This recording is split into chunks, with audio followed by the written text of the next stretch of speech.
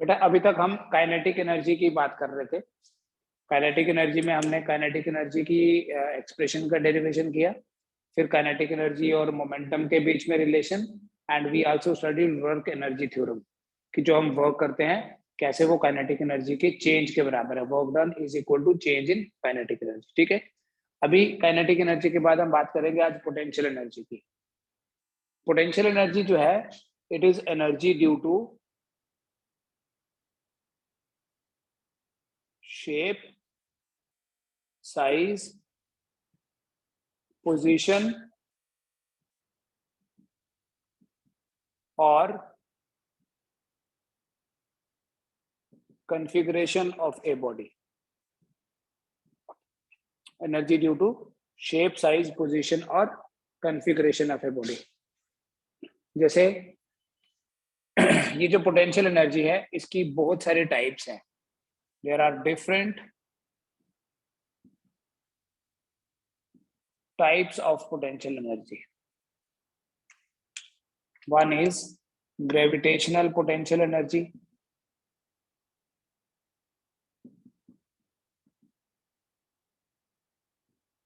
दूसरी है elastic potential energy,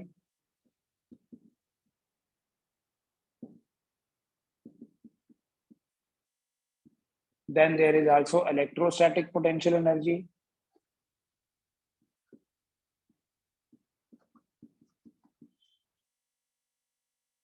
तो इस तरह से डिफरेंट सिचुएशंस में हम जब पोटेंशियल एनर्जी से डील करेंगे, जब हम अभी वर्क एनर्जी पावर में ये पढ़ेंगे gravitational potential energy, elastic potential energy, when we study electrostatic, ऐसे ही मैग्नेटिक पोटेंशियल एनर्जी है,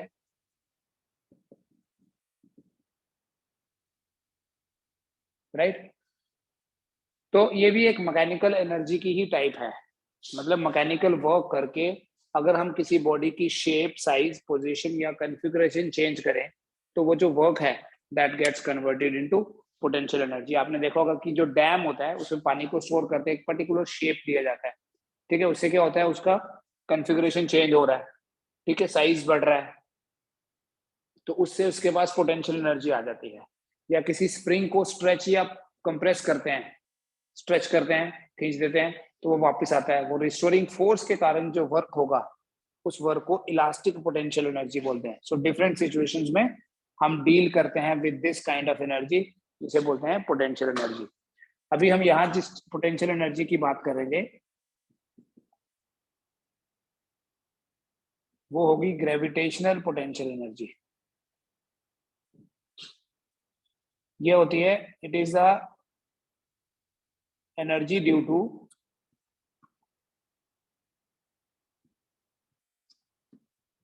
vertical separation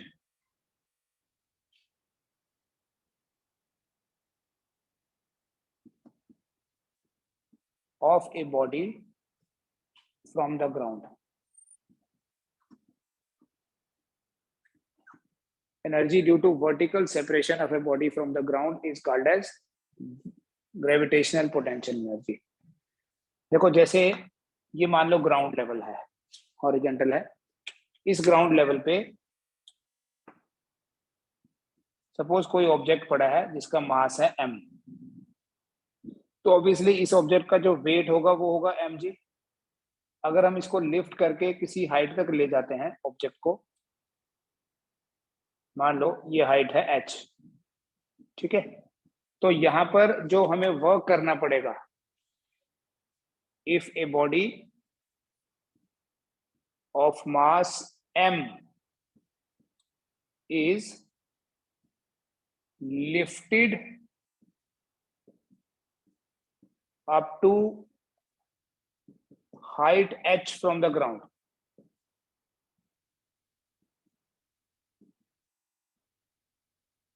अगर एक बॉडी का मास m है और उसे हम h हाइट तक लिफ्ट कर रहे हैं फ्रॉम द ग्राउंड, देन बेटा जो वर्क डन होगा वो हो जाएगा वेट इनटू हाइट। तो वर्क हो जाएगा mg हो गया वेट, डिस्टेंस हाइट है, तो वर्क हो गया mgh ये हमने वर्क किया बॉडी को ग्राउंड से सेपरेट करने के लिए. This work gets converted into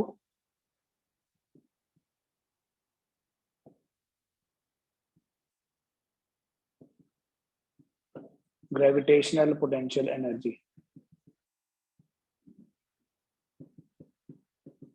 ठीक है, देयरफॉर सिंपली लिखेंगे potential energy is equal to mgh. ठीक है, ये ऑलरेडी आपको पता है. जो ग्रेविटेशनल पोटेंशियल एनर्जी है, it increases with increase in height from the surface of earth. ठीक है, ये लाइन भी लिख लेना कि gravitational potential energy increases with increase in height from the surface of earth. Earth के सरफेस पे ग्रेविटेशनल पोटेंशियल एनर्जी मिनिमम है, एंड जैसे जैसे हम ऊपर जाएंगे ये पोटेंशियल एनर्जी बढ़ती जाती है. ठीक है बेटा, क्लियर हो गए. हमारे पास एक स्टेटमेंट है जिसे बोलते हैं law of conservation of mechanical energy. This statement is called as law of conservation of mechanical energy.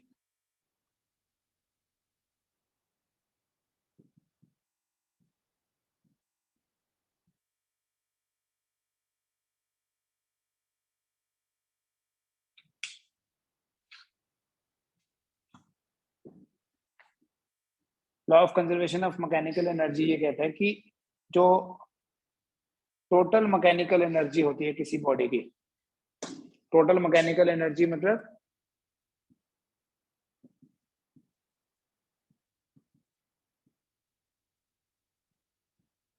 Kinetic energy plus potential energy of a body always remain conserved. The total mechanical energy of a body always remain conserved. Always remain conserved मतलब it always remain constant. जो mechanical energy है वो हमेशा same रहती है. Consider a body of mass m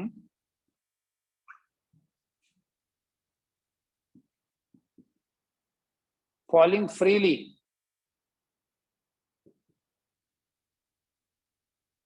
from a height h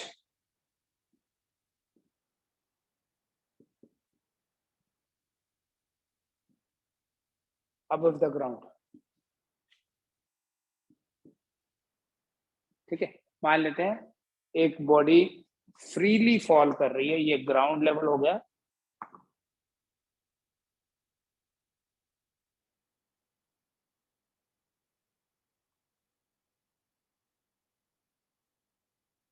और एक body यहां से एक बॉडी का डाउनवर्ड मोशन स्टार्ट हो रहा है. ये पॉइंट ए है बेटा. अगर यहां से मोशन स्टार्ट हो रहा है तो इसका मतलब यहां पर इसकी वेलोसिटी 0 होगी. यहाँ पर जो वेलोसिटी है वो 0 है. जब भी किसी बॉडी का डाउनवर्ड मोशन स्टार्ट होता है तो इनिशियल वेलोसिटी 0 है. ये फ्री फॉल में हमेशा इनिशियल वेलोसिटी 0 होती है. ठीक है, और ये हाइट जो है, ये हाइट है h.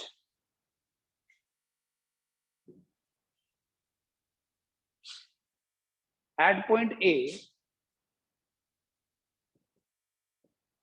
सिंस बॉडी की वेलोसिटी 0 है, इसलिए बेटा जो A पॉइंट होगा वहां तो बॉडी रेस्ट पे है, इनिशियल वेलोसिटी 0 है, तो at point A kinetic energy 0 होगी. एंड एट पॉइंट A अगर पोटेंशियल एनर्जी की बात करें, पोटेंशियल एनर्जी डिपेंड करता है कि वो ग्राउंड से कितना ऊपर है, तो पोटेंशियल एनर्जी हो जाएगी mgh. So what is total energy?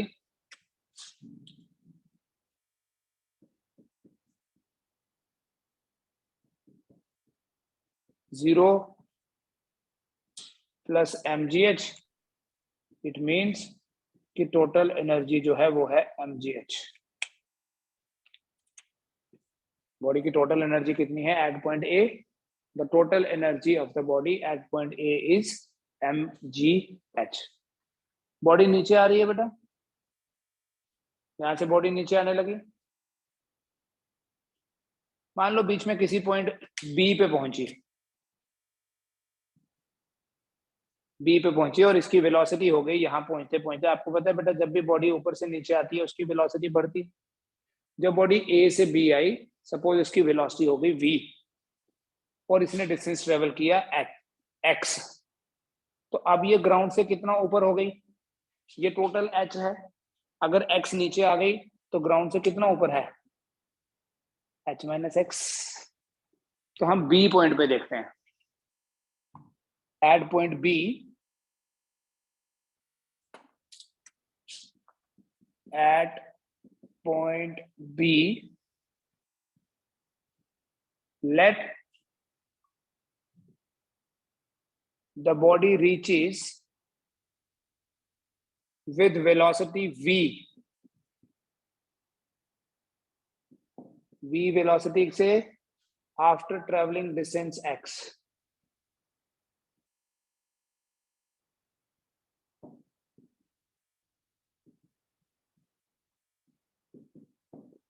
a से b डिस्टेंस ट्रेवल किया x और a से b जब बॉडी आई वेलोसिटी हो गई v।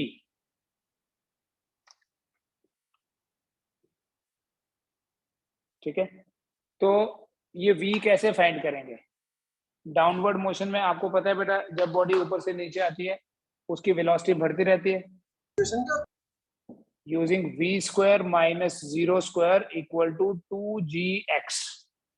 कौन सी इक्वेशन यूज की, v square minus u square is equal to 2as। This means v square is equal to 2gx। अगर v स्क्वायर 2gx है तो काइनेटिक एनर्जी कितनी हुई बेटा पॉइंट बी पे, therefore kinetic energy at point B is equal to 1/2 mv square. So it is equal to 1/2 m into v square की जगह क्या लिख रहे हैं 2gx। तो बी पॉइंट पे ये 2 और ये 2 कैंसल, काइनेटिक एनर्जी कितनी हो गई at point B, kinetic energy is mgx। बेटा ये जो बी पॉइंट है ग्राउंड से h माइनस एक्स हाइट पे है, तो अभी बी पॉइंट की ही बात कर रहे हैं। What is potential energy at point B, mg into ground से कितना ऊपर है h माइनस एक्स। तो total energy at point B कितनी हुई,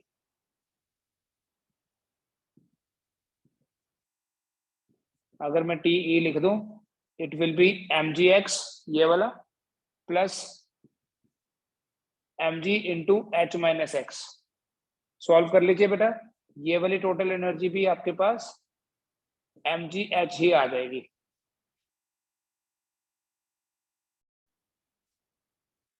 सिमिलरली बेटा ये बॉडी यहाँ रुकेगी नहीं, बेसिकली यहाँ v वेलोसिटी से पहुंची है और इसके बाद ये नीचे जा रही है, और जैसे जैसे ये नीचे जा रही है इसकी वेलोसिटी और बढ़ रही है, ये ग्राउंड को हिट करेगी विद मैक्सिमम वेलोसिटी। मान लो इसने ग्राउंड को हिट किया विद ए वेलोसिटी v और ग्राउंड लेवल जो है वो पॉइंट सी है, at point C which is on the ground,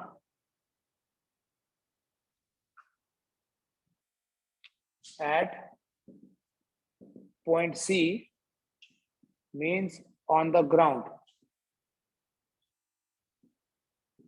Let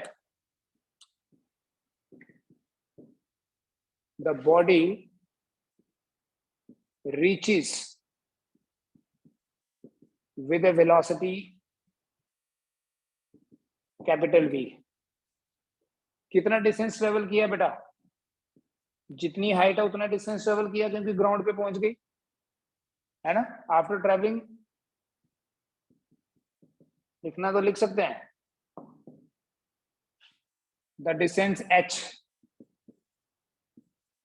h मतलब हाइट ऑफ द टॉवर या जिस भी हाइट से वो गिरी। तो फिर से इक्वेशन यूज करेंगे तीसरी वाली, v square minus 0 square is equal to 2as की जगह 2gh, तो v स्क्वायर हो गया 2gh। तो अगर ये v स्क्वायर 2gh है तो kinetic energy will B 1/2 m into v square, that's 1/2 m into 2gh, 2 और 2 कैंसिल, काइनेटिक एनर्जी आ जाएगा आपके पास mgh। और ध्यान से देखो, ये जो पॉइंट सी है ये तो ग्राउंड पे है, तो पोटेंशियल एनर्जी होती है ग्राउंड से सेपरेशन होने पे। जब ये ग्राउंड पे है तो potential energy at point C will be equal to 0। तो टोटल एनर्जी फिर से ऐड कर लो, mgh प्लस 0 मीन्स फिर mgh आएगा। इसका मतलब ये हुआ, सिंपली समझो, ऊपर से नीचे आने पे हाइट कम हो रही है, हाइट कम होगी तो पोटेंशियल एनर्जी कम होगी। रिवर्स बताया था मैंने अभी आपको कि जब बॉडी नीचे से ऊपर ले जाते हैं उसकी हाइट बढ़ने से क्या होता है, पोटेंशियल एनर्जी बढ़ती है, तो हाइट के कम होने से पोटेंशियल एनर्जी कम होगी। फिर हाइट के कम होने से जब बॉडी ऊपर से नीचे आ रही है वेलोसिटी बढ़ रही है बेटा, वेलोसिटी बढ़ेगी तो काइनेटिक एनर्जी बढ़ेगी। ठीक है, तो दोनों का जो सम है वो हमेशा सेम रहेगा। जब बॉडी नीचे से ऊपर फेंकोगे तो भी ये वैलिड होगा। अगर ऐसे समझो कि बॉडी को हमने नीचे से ऊपर फेंका है, ऊपर जाते जाते क्या हो रहा है, वेलोसिटी कम हो रही है तो काइनेटिक एनर्जी कम होगी। लेकिन ऊपर जाते जाते हाइट तो बढ़ रही है, हाइट बढ़ेगी तो पोटेंशियल एनर्जी बढ़ेगी। एक कम होगी दूसरी बढ़ेगी, इसलिए दोनों का सम जो है वो हमेशा सेम रहेगा। ऐसे समझ सकते हो आप। मान लो एक है टर्म ए 10 और दूसरी है 20, इन दोनों का सम है 30। ठीक है, हर बार मुझे रिजल्ट जो है वो सेम चाहिए, तो मैं अगर इसको कम करूंगा तो इसको बढ़ाना पड़ेगा, इसको बढ़ाऊंगा तो इसको कम करूंगा। तो एक अगर काइनेटिक एनर्जी कम हो रही है तो पोटेंशियल एनर्जी बढ़ेगी, और अगर काइनेटिक बढ़ रही है तो पोटेंशियल कम होगी। तो ये है बेटा law of conservation of mechanical energy, जो कि हर सिचुएशन में वैलिड है, यूनिवर्सल लॉ है। लेकिन हमने एक पर्टिकुलर सिचुएशन लेके, क्या सिचुएशन ली, फ्रीली फॉलिंग बॉडी का केस लिया। इस पर्टिकुलर सिचुएशन में हमने ये प्रूव किया कि बॉडी के नीचे आने से काइनेटिक एनर्जी बढ़ रही है, पोटेंशियल एनर्जी कम हो रही है, लेकिन टोटल एनर्जी जो है वो सेम रह रही है। Sum of kinetic energy and potential energy remains same. ठीक है, इस चीज को अगर हम ग्राफ से एक्सप्रेस करना चाहें, अलोंग एक्स एक्सिस में ले लेता हूं हाइट, ये h इक्वल टू 0 है। अलोंग वाई एक्सिस में ले लूंगा एनर्जी। टोटल एनर्जी तो हर एक हाइट पे सेम है, तो this graph of total energy will be like a straight line parallel to height axis. मतलब हाइट चाहे 0 है चाहे हाइट मैक्सिमम है, total energy is always same. 0 height पे काइनेटिक एनर्जी 0 है, सॉरी काइनेटिक एनर्जी मैक्सिमम है, लेकिन h हाइट पे काइनेटिक एनर्जी 0 हो गई। फिर 0 हाइट पे पोटेंशियल एनर्जी 0 है, लेकिन हाइट ऐसे बढ़ रही है, हाइट बढ़ने के साथ साथ पोटेंशियल एनर्जी भी बढ़ रही है। तो ये वेरिएशन है एनर्जीज का, ये टोटल एनर्जी, ये पोटेंशियल एनर्जी, और ये रेड वाली आपको काइनेटिक एनर्जी दिख रही है। पोटेंशियल एनर्जी का, काइनेटिक एनर्जी का और टोटल एनर्जी का वेरिएशन है with height from the surface of earth. ठीक है, कुछ डाउट है तो बताओ। एक एग्जांपल समझना बेटा,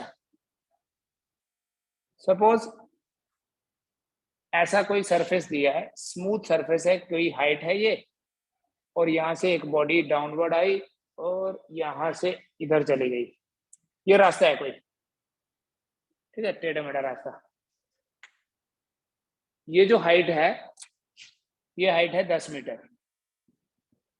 एक ऑब्जेक्ट यहां पड़ा है जिसका मास है 1 kg, और इसको यहां से वेलोसिटी दी, सपोज वेलोसिटी दे दी इसको 5 मीटर पर सेकेंड।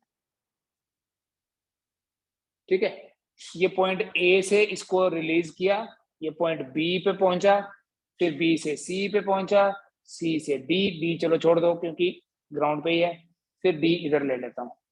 ये वाली हाइट है 5 मीटर, ये 10 थी, ये 5 और ये 3 मीटर है। ठीक है, आपको ये बताना है कि अगर फ्रिक्शन नहीं है, एनर्जी कंजर्वेशन है, वैलिड है, तो what is velocity at point B, इस पार्टिकल की वेलोसिटी बी पे कितनी होगी, पार्टिकल की वेलोसिटी सी पे कितनी होगी, और पार्टिकल क्या डी से आगे जाएगा, वो हमें देखना पड़ेगा कि डी पे वेलोसिटी जीरो तो नहीं हो गई। अगर डी पे वेलोसिटी जीरो हो गई तो इसका मतलब आगे नहीं जाएगा, बट अगर डी पे वेलोसिटी जीरो नहीं है तो इसका मतलब आगे भी ये जाएगा। तो कैसे हम एनर्जी कंजर्वेशन को यहाँ अप्लाई करेंगे, एनर्जी कंजर्वेशन को यहाँ यूज करेंगे बेटा, वो समझो। एट पॉइंट ए पहले आप टोटल एनर्जी पता करो। At point A total energy equals to 1/2 m, m है 1, v square plus m, m है 1, g की जगह 10 ले लो और हाइट भी 10 दी है। हम इसको थोड़ा सा इजी कर देते हैं, इसको 4 मीटर पर सेकेंड बोल देते हैं, अदरवाइज फ्रैक्शन में आएगी, थोड़ा सा कैलकुलेशन लेंथी हो जाएगी। तो टोटल एनर्जी एट पॉइंट ए कितनी हो गई बेटा, अगर 4 मीटर पर सेकेंड से बॉडी आई थी तो काइनेटिक एनर्जी, और ये हाइट 10 मीटर है, ये पोटेंशियल एनर्जी, ये आएगा बेटा 4 का स्क्वायर 16/2 8, 108 आ गया बेटा। पता चला 108 जूल कैसे आया, बोलो। Yes sir. मिताली समझ में आ गया। मास है 1 kg, वेलोसिटी है 4 मीटर पर सेकेंड, तो काइनेटिक एनर्जी होगी 1/2 मास इंटू वेलोसिटी का स्क्वायर। मास 1 kg है, जी मैंने ले लेना है 10, गिवन होगा वैसे ये, तो m g h ये हो गया 100 और ये 16 का हाफ 108। बेटा ए पे अगर टोटल एनर्जी 108 है तो बी पे टोटल एनर्जी कितनी होगी, 108। यस।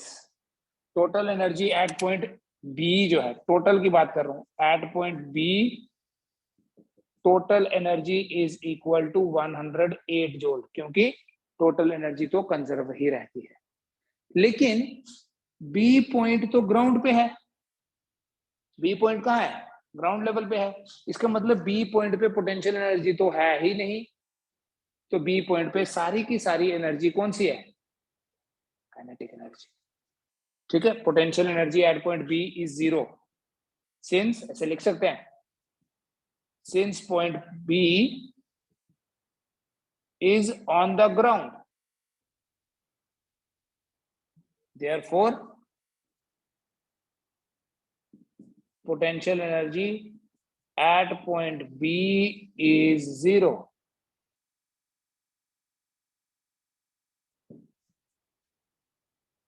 तो जितनी भी एनर्जी है वो काइनेटिक वाली ही होगी। मान लेता हूं मैं वेलोसिटी है vb, तो 1/2 m into vb square is equal to 108। ऐसे तो मैं लिखता mgh, बट हाइट है ही नहीं। अब यहाँ वैल्यूज पुट करनी है आपने, m का वैल्यू तो 1 है, तो वीबी स्क्वायर कितना हो गया 216, हुआ या नहीं, ये उधर चला गया 216, तो यहां से वीबी कितना आ गया स्क्वायर रूट ऑफ 216, तो वेलोसिटी एट बी कितनी बनी रूट 216, ऑलमोस्ट 15 के आसपास।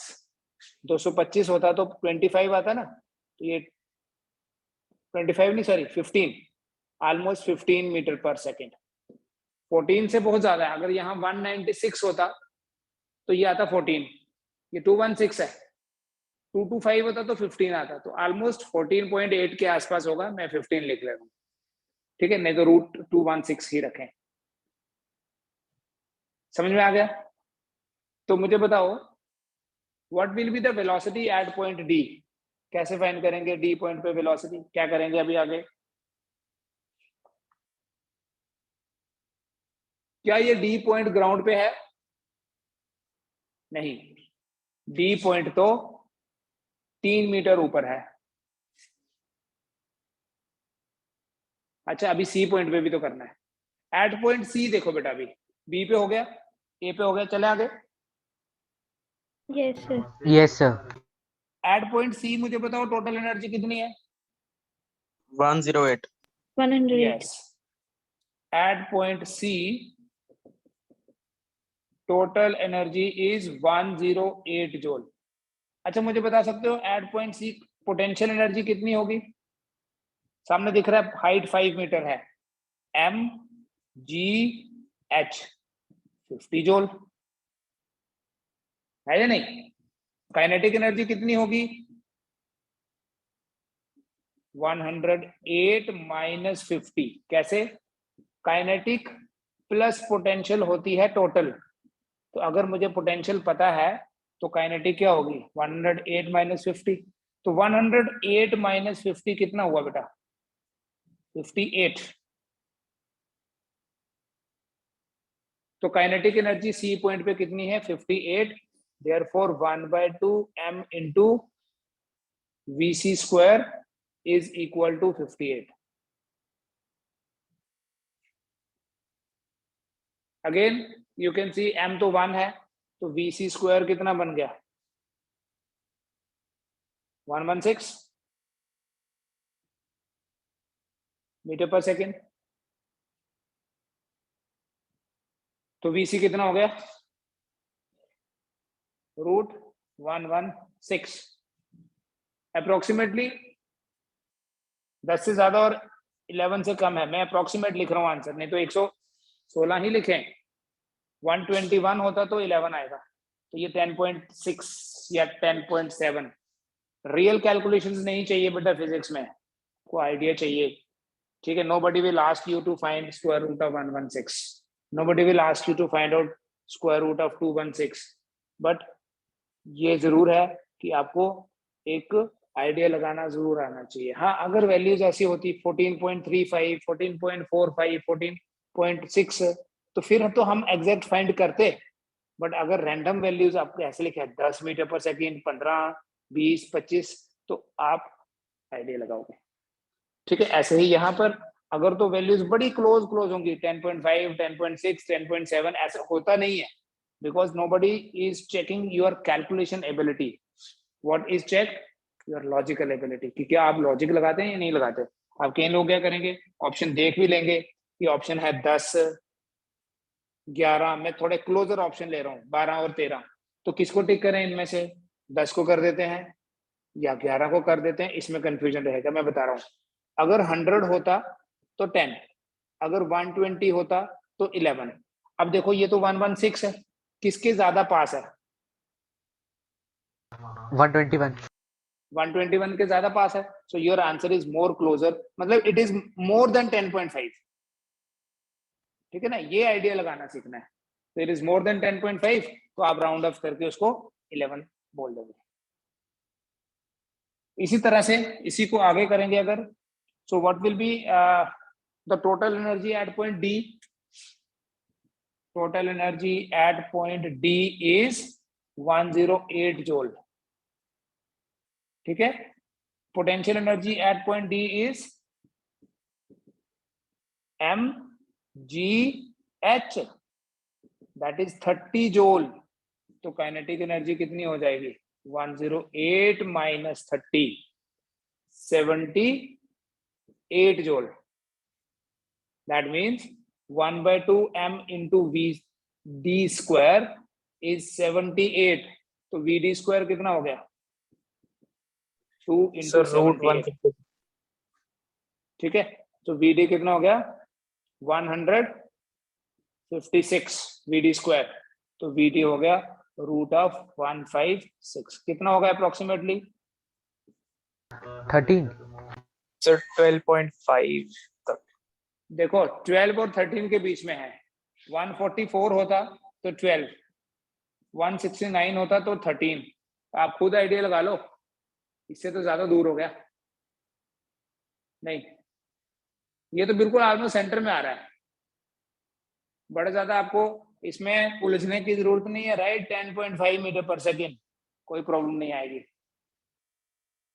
ठीक है? या फिर एग्जैक्ट कैलकुलेशन कर लेना, ठीक है? तो ये law of conservation of energy के क्वेश्चंस इस तरह से करने हैं। मैंने एक में ही बड़े सारे करा दिए आपको, ठीक है? वेलोसिटी फाइंड करनी है, काइनेटिक एनर्जी फाइंड करनी है, तो ये लॉजिक चलेगा हर बार, ठीक है। Will continue with elastic potential energy in the next class, ठीक है। टिल देन इसको कर लीजिए, एंड अगर कोई डाउट्स होंगे तो वो बता दें मुझे।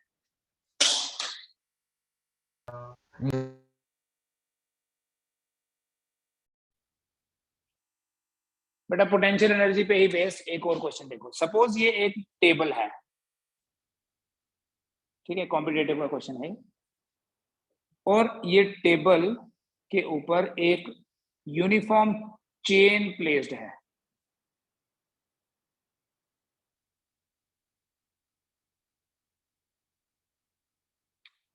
यहां पर एक चेन रखी हुई है,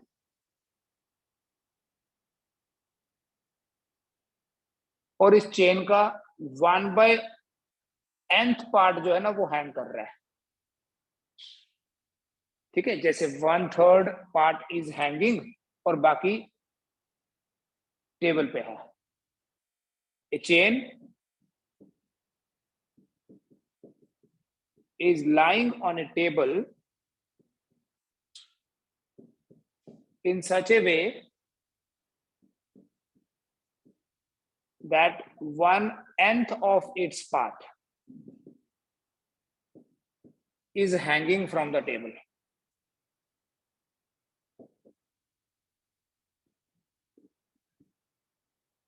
And the remaining is lying on the table.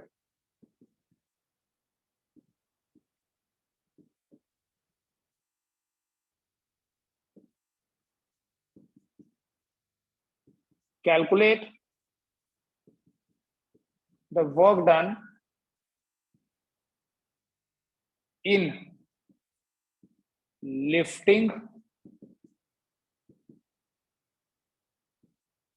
the hanging part.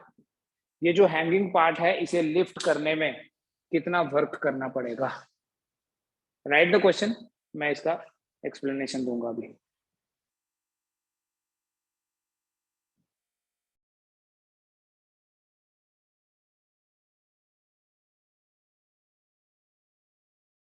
Mic off है सर। यूनिफॉर्म चेन अगर है तो यूनिफॉर्म चेन में मास पर यूनिट लेंथ सेम होता है। मतलब अगर 1 सेंटीमीटर का मास 2 ग्राम है तो 2 सेंटीमीटर का 4 ग्राम होगा, 10 सेंटीमीटर का 20 ग्राम होगा। आधा कर दोगे तो मास भी आधा हो जाएगा। इसका मतलब यह है कि मास ऑफ हैंगिंग पार्ट कितना है। अगर टोटल मास इसका m है तो हैंगिंग पार्ट का मास कितना है, m/n। अब हैंगिंग पार्ट की लेंथ है 1/ln या l/n बोल सकते हो, इसलिए मास हो गया m/n। बेटा ये जो लेंथ है ये पूरी है, ठीक है। ऐसे इसका सेंटर ढूंढना आपने। अगर ये मान लो ये 4 सेंटीमीटर है तो ये सेंटर 2 सेंटीमीटर दूर हुआ। So centre of hanging part from the edge of table is, बोलो कितना, हाफ ऑफ l/n। जितना भी हैंगिंग पोर्शन है, जितना भी हैंगिंग पार्ट है उसका आधा, ठीक है ना। समझ में आया क्या बोला मैंने। अगर हैंगिंग लेंथ 4 सेंटीमीटर है तो सेंटर 2 सेंटीमीटर दूर होगा। अगर ये 6 है तो ये 3 होगा।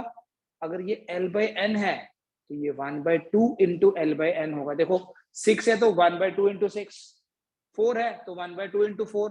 तो हैंगिंग, इसका मतलब हैंगिंग लेंथ जो है यहां से कितना दूर है, ये वाला डिस्टेंस कितना है, l/2n। तो अभी आप ऐसे एज्यूम करो जैसे एक पार्टिकल को उठाना है यहां से, उसका मास है m/n और उसको कितना उठाना है, इतना। तो work done,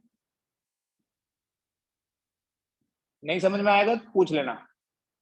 in lifting the hanging part is W equal to, कितना मास है इस हैंगिंग पार्ट का, m/n